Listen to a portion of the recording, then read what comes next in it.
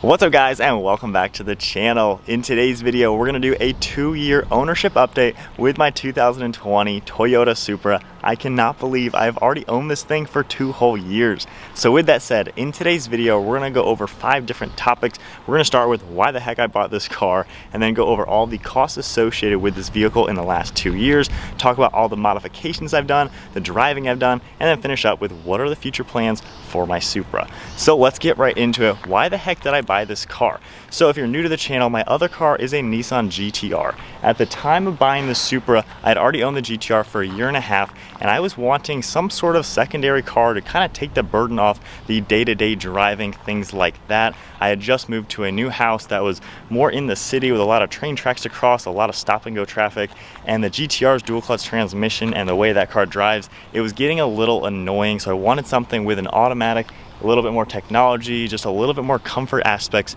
for the day-to-day, that type of driving.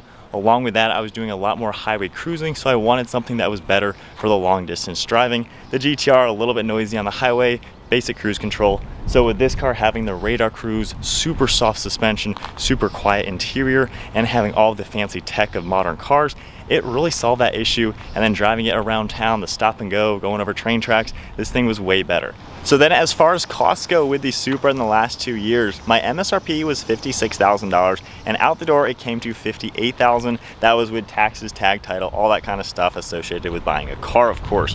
With that, my monthly payment was around $650. I do pay more than that just to pay down the interest quicker and to knock the loan down quicker as well. So that is that. That was with $15,000 down. Along with that, insurance is $670 per year. No, I did not misspeak. It is super cheap to insure this car. Of course, with 3 vehicles on my policy, my motorcycle, the GTR, and this, I'm one driver with 3 vehicles. Obviously, I can't drive all 3 at the same time. So insurance is pretty cheap. That's full coverage, every single thing needed to responsibly own this car. On top of that, maintenance, I have spent $0 maintaining this car for 2 years. Has not cost me 1 penny. I got 2 free oil changes from Toyota when I bought it. I've used both of those up. So of course the next oil change will cost me like 80 bucks or so. Let's see, miles per gallon, I get around 27 miles per gallon on average, and that's a combination of flooring it around town, ripping out of the highway, and just normal highway cruising. It gets really good gas mileage, and I have enjoyed that, and it's got a tiny little tank, so it's pretty cheap to fill up. And then for reliability, I have had 0 issues whatsoever with this car. Nothing has gone wrong, and honestly, for the 2020 especially, I haven't even seen any owners talk about any drastic issues. Never had an issue. It's been perfectly bulletproof, reliable, and other owners can confirm that with me. So now let's talk about the mods. So we'll pop open the BMW latch and check out what I've done to this. So starting underneath the hood, I have quite a lot of goodies on this thing. We got a carbon fiber Arma-Speed air intake, carbon fiber strut brakes from them as well, FTP Motorsports charge pipe.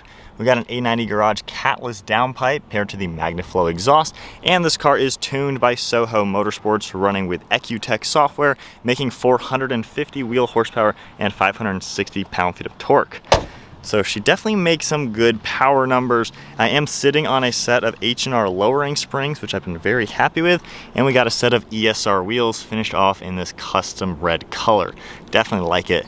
The entire car has been ceramic coated, paint corrected, and I have paint protection film on the entire front end and along the downsides as well, just to of course protect the car. So the paint is in perfect condition. I do have a few little things on the outside, like I've wrapped the mirror caps to match the wheels, carbon fiber wind deflectors, which is a must because without that, the wind noise is annoying. We also have full window film on all the glass, and then in the back, we got a carbon fiber wing. And then moving to the interior, I do have a set of red seat belts, which I really like. I have some carbon fiber on the backs of the seats and a massive set of carbon fiber paddle shifters. So that's kind of all the mods to the car. I have a full video detailing that with all the expenses. But we got around $11,000 worth of mods, I would say, and it definitely looks a heck of a lot better than stock and performs way better than a stock one as well. So then to move on to the type of driving that I've done with this car. Like I said, I bought it to kind of take that daily driving thing off the GTR. So I've done a lot of commuting, just going to the grocery store and back, going down to film car reviews and back.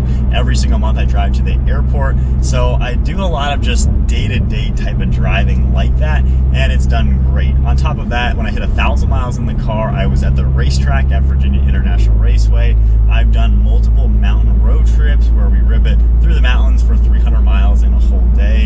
So I've done kind of a blend of everything, and I think that's what this car really shines and what it's designed to do. It's designed to be your Toyota Camry, your day-to-day car, good gas mileage, comfort, good tech, but then it's also designed to hit up the track, hit up the mountains, and have an absolute blast. I've raced this day 2 with this car. I raced it against my brother's previous Audi R8. I've raced it against my GTR, C8 Corvette, a few other cars. So I've done, I'd say, kind of a good spectrum of everything with this, and it really has done a good job doing everything I've needed it to do. And of course, with all the modifications on it, it has been better and better after every single mod, with the power and the noises that it makes.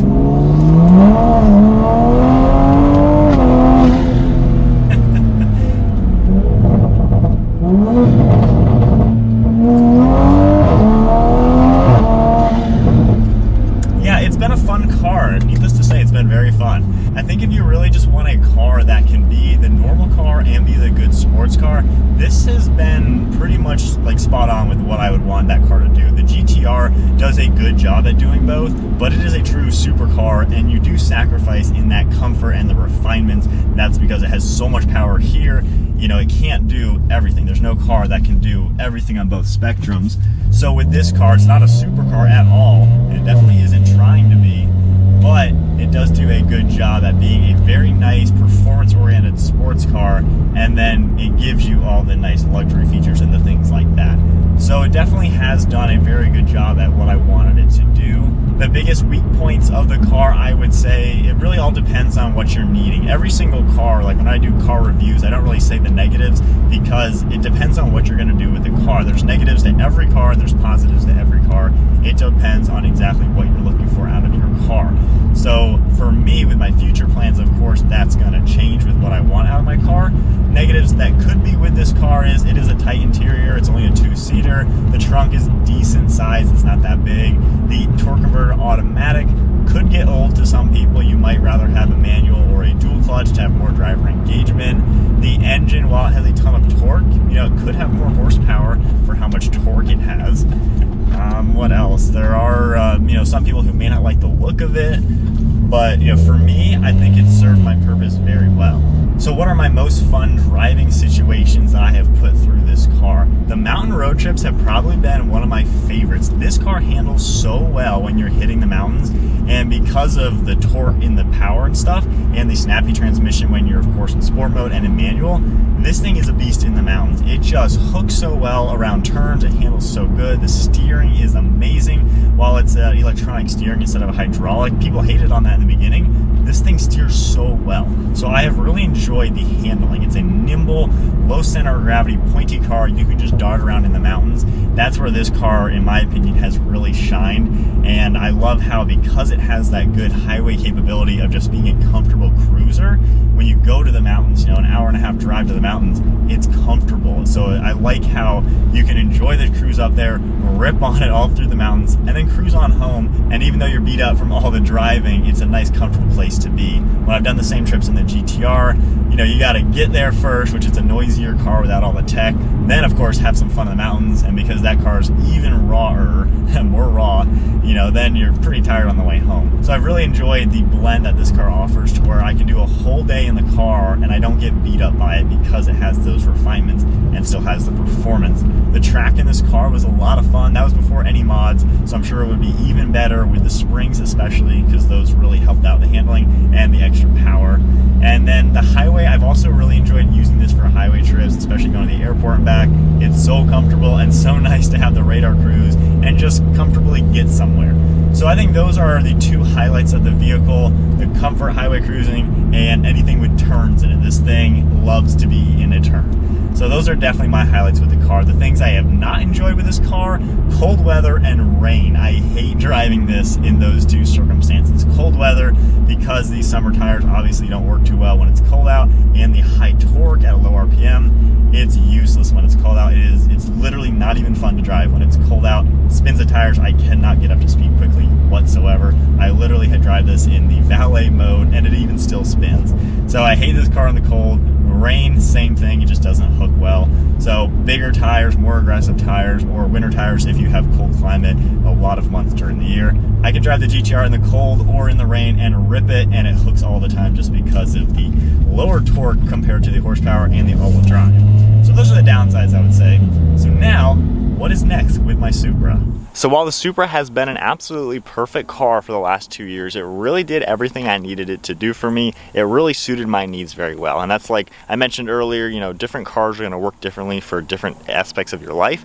With that said, the rest of this year, I have a lot of changes happening in my life, and some of the benefits of this car might not really be needed anymore. I'm not gonna be doing the crazy commuting anymore and things like that. So the refinements in this car, I don't really see me needing that much. I think I can afford to sacrifice that and get something a little bit more raw. And I really miss a manual transmission. The Supra isn't gonna be a long-term car. I'm not gonna have it for many more years. I'm definitely really interested in the new Z coming out. I think that might suit the next chapter of my life much better for my secondary car.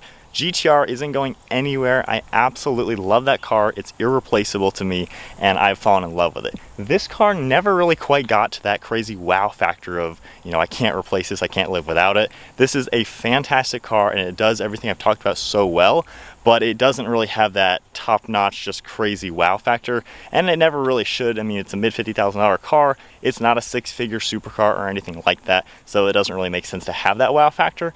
But for me, you know, it's been a great 2 years with the car. I'm still going to enjoy it and drive it for, you know, months to come. But it's definitely not going to be a crazy long-term car. You know, I have plans to probably sell it or trade it in for something else, you know, this year or next year. The new Z, like I said, is really hot on my radar. And especially with different aspects of my life changing, I think that car might suit me better for the upcoming months or years.